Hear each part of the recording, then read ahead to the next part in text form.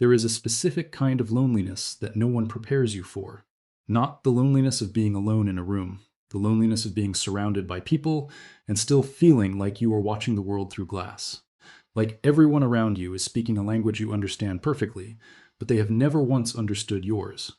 If you have spent your entire life feeling slightly out of step with the world around you, not broken, not arrogant, just different, what you are about to hear is not flattery. It is not a confidence booster designed to make you feel special. It is a precise psychological breakdown of how certain minds actually operate. And if these patterns describe you, it means your brain has been doing something quietly extraordinary this entire time. Something most people will never understand because they have never had to live inside a mind like yours. Pattern 1. Your brain never actually rests. It just changes what it's processing. Most people can watch a movie and simply watch a movie. They follow the plot, feel the emotions, and when the credits roll, they move on with their lives. But if you have a genuinely high IQ, you already know that is not how your brain works. While everyone else was watching the film, your mind was deconstructing the director's choices, noticing the callback in Act 3 that mirrored the opening scene, quietly analyzing why the villain's motivations were more psychologically realistic than the hero's. And you did not choose to do that, it just happened. Because a high IQ brain does not have an off switch, it has a redirect switch. When it is not solving a problem you gave it, it finds its own problems. It processes conversations from 3 days ago and identifies what the other person actually meant. It runs simulations about decisions you have not made yet. It constructs and dismantles arguments for positions you do not even hold. This is not a quirk. This is your brain's baseline state. The price you pay is that genuine mental rest is harder for you than it is for almost anyone else. The gift is that by the time a problem actually arrives in your life, your brain has often already been working on the solution for days in the background without you even asking it to. Pattern 2. You don't just ask what. You cannot stop asking why. There is a depth to the way high IQ people process information that most people never develop, because most people are never forced to. When someone tells you something, your first instinct is not to store it. It is to interrogate it. Why does that work that way? What happens if the premise is wrong? What is the system underneath this explanation? And does this explanation actually describe that system accurately, or just approximate it in a way that is convenient? This is not stubbornness. It is not a need to be difficult. It is the automatic response of a mind that has learned, through repeated experience, that surface-level answers are almost always incomplete, that the map is rarely as accurate as people claim, that most of the rules people follow exist not because they were carefully designed, but because someone implemented them once and nobody thought to question them since. The frustration this creates in your relationships is real. Teachers find it exhausting. Managers find it threatening. And for years, you may have been told that asking too many questions is a problem, but every significant advancement in human knowledge has come from someone who refused to accept the answer they were given. What other people call being difficult, history calls being necessary. Pattern 3. You experience time differently because you live several moves ahead. The average person makes a decision by thinking about what happens next. A high IQ brain makes a decision by thinking about what happens after what happens next, and then after that, and then after the failure mode of the option that seemed best, and then about the recovery strategy if the failure mode activates.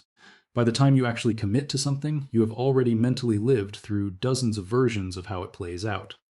This is why you often seem unusually calm in situations that send other people into panic. It is not that you feel less, it is that you prepared. You already grief processed the version where this goes wrong. You already built the contingency. You already know which decision you will make if the backup plan also fails. People mistake this for coldness. It is not coldness. It is a kind of cognitive thoroughness that most people never develop because they never needed to. The difficult side of this pattern is that it can make decisiveness genuinely hard. When your brain generates 20 valid futures simultaneously, choosing one means accepting the loss of the other 19. And a mind that processes that much information does not take that loss lightly. Pattern 4. Solitude is not your preference. It is your cognitive requirement. There is a difference between wanting to be alone and needing to be alone, and if you have a high IQ, you have likely spent years trying to explain that difference to people who have never experienced it. Your brain processes more input than most. Every conversation, every environment, every social interaction generates more data that needs to be analyzed, categorized, and integrated into your existing understanding of the world. That takes energy, and after enough of it, your cognitive system does not just feel tired, it feels cluttered. like a desktop with too many windows open. Solitude is how you close the windows. It is how you process the backlog, organize the information, and restore the kind of focused clarity you need to actually function at your level. This is why small talk feels not just boring, but genuinely draining to you. You are not being elitist. You are experiencing a real cognitive cost. Your brain is designed for depth, and when it is forced to operate in shallow water for too long, something in you recognizes the waste of it. The people who understand this about you are rare. When you find them, you already know. Pattern 5. You cannot look at a broken system without feeling compelled. To fix it, inefficiency does not just bother you. It registers in your body like a low-level irritation that never fully goes away until it is resolved. You walk into a workplace, and within a week you have already identified 3 processes that make no logical sense, 2 redundancies that could be eliminated, and 1 structural issue that nobody else seems to notice, even though it is producing visible problems every single day. You did not ask to see this. You cannot not see it. This is one of the most underappreciated aspects of high IQ cognition, the way it transforms the environment around you into a continuous stream of problems that demand solutions. The gift is obvious. You are the person who makes things better wherever you go, often without being asked or thanked. The difficulty is that this compulsion does not come with an off switch either. You cannot walk through your own life without analyzing it, cannot have a conversation without noticing the logical gap, cannot accept a process that could be improved just because improving it would be inconvenient. And that relentlessness, while it produces extraordinary results, is also genuinely exhausting to live inside. Pattern 6. You are harder on yourself than anyone else will ever be. High IQ people do not need external critics. They have already done a more thorough analysis of their own failures than any outside observer could manage. When something goes wrong, your brain does not let you deflect.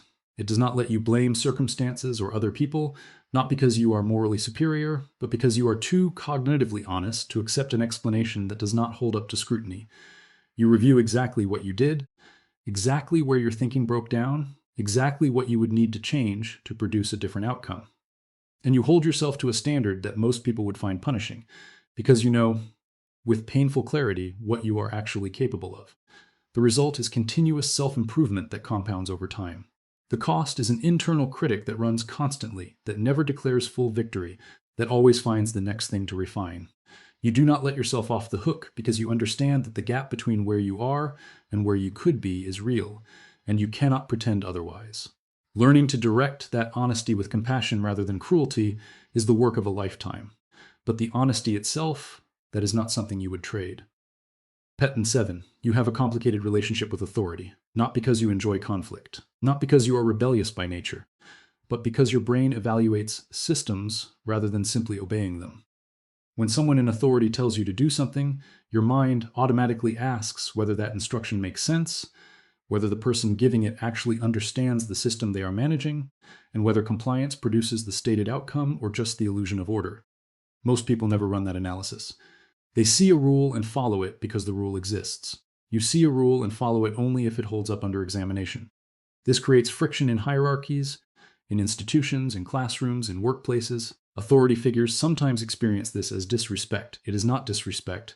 It is a form of intellectual honesty that does not know how to turn itself off in the presence of rank.